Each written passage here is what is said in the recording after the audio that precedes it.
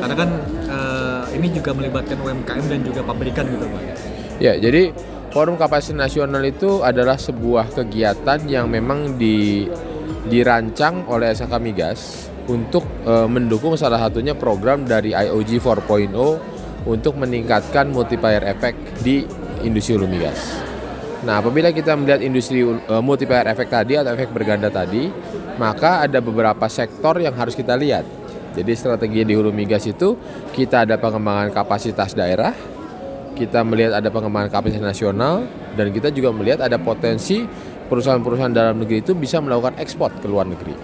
Dan ini semua kalau dibangun itu akan memberikan dampak multiplier effect atau efek berganda kepada negara ini.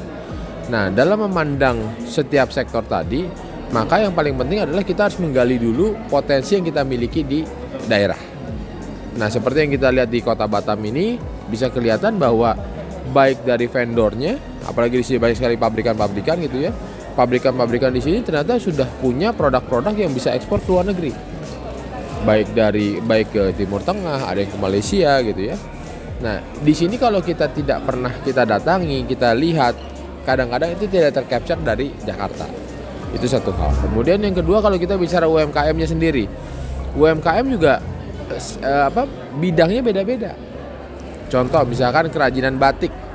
Batik yang muncul di Jawa, di Papua, di Kalimantan, di Sumatera bagian utara, Sumatera bagian selatan, semua punya corak yang berbeda-beda.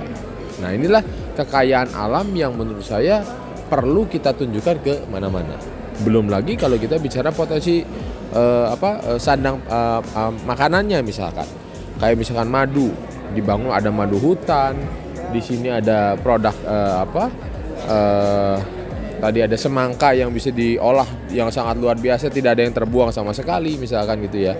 Terus kemudian kopinya di sini juga ditanam di di lahan gambut misalkan gitu. Nah, jadi kita bisa melihat bahwa ternyata masalah geografis, masalah gambut kalau kita sudah lihat-lihat begini ada aja solusinya. Nah, inilah kalau kita tidak pernah melakukan kegiatan-kegiatan seperti ini, rasanya ini malah jadi masalah gitu ya.